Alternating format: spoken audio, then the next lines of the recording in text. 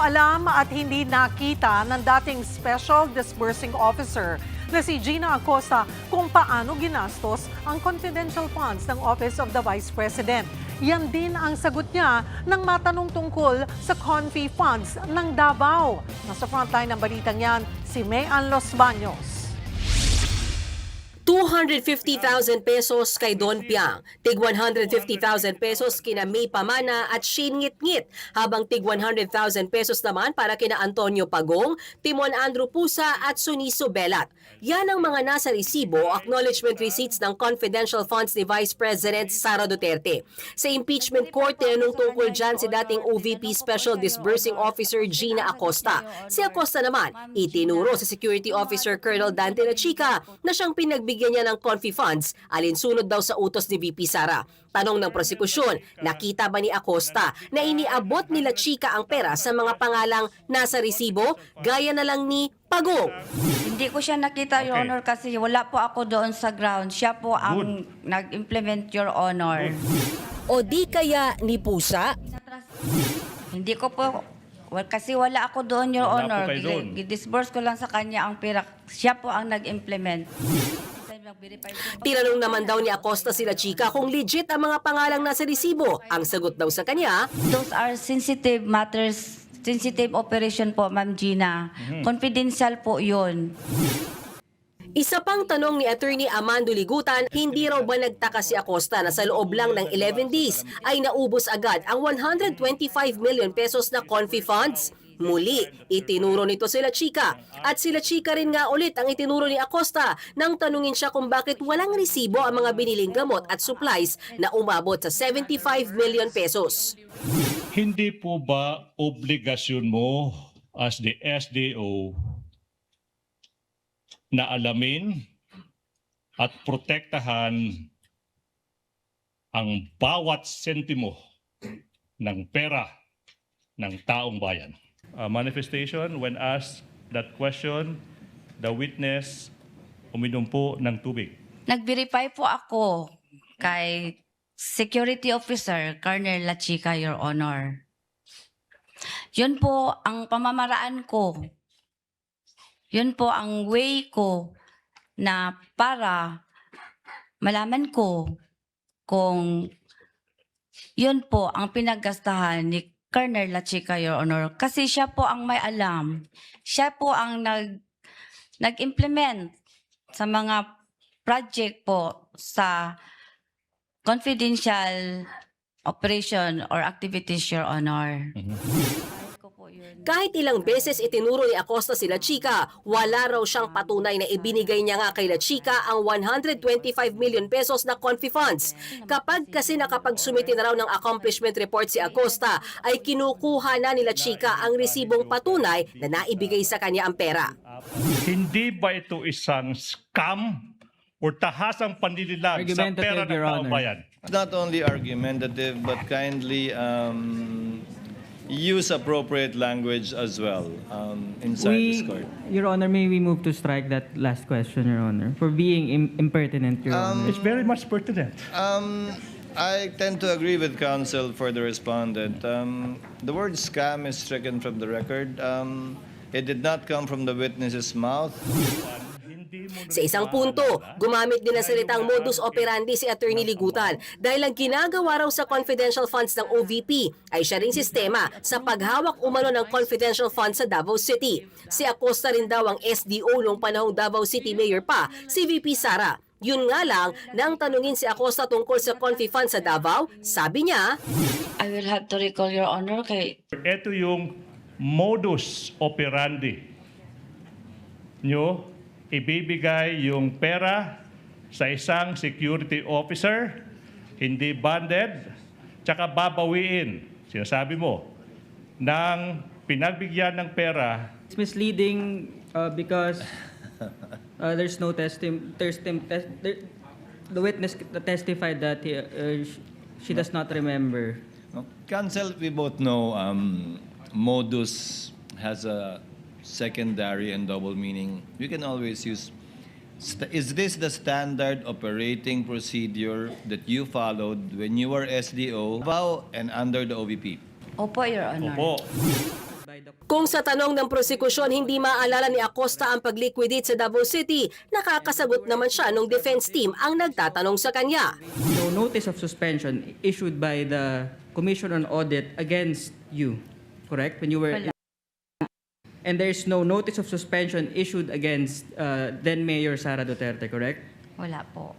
Magically, now this witness remembers what happened in Davao. Kanina, when the prosecution was asking her, sabi niya, Counsel is hindi niya testifying, maalala. Your Honor. Pinasadahan din ng prosekusyon ang ilan sa mga pinagamitan ng confidential funds ng OVP gaya ng tree planting activity. Wala raw kasi yan sa listahan ng mga pwedeng paggamitan ng nasabing pondo. Pero paliwanag ni Gina Acosta, kinailangan ng confidential funds sa tree planting activity para magsagawa ng surveillance bago ang mismong aktibidad para masigurong safe ang vice-presidente sa kanyang pagdalo sa nasabing programa. Ang tanong ni Attorney Ligutan, bakit nitong nakarang August 13 nakapag-tree planting si VP Sara kahit walang confi funds? Hindi ko alam, Your Honor. Hindi mo alam. At dahil nga karamihan sa tanong ay hindi alam sagutin ni Acosta, bakit ba siya naging Special Disbursing Officer ni VP Sara? Gayong Customs Administration ang kanyang tinapos. At gaya ng mga naunang sagot ni Acosta, ang sabi niya, Hindi ko alam po, Your Honor, kung bakit ako po ang kinuha ng Vice Presidente as SDO. Hindi po ba, ma'am, na requirement sa SDO yung pagkakaroon ng common sense?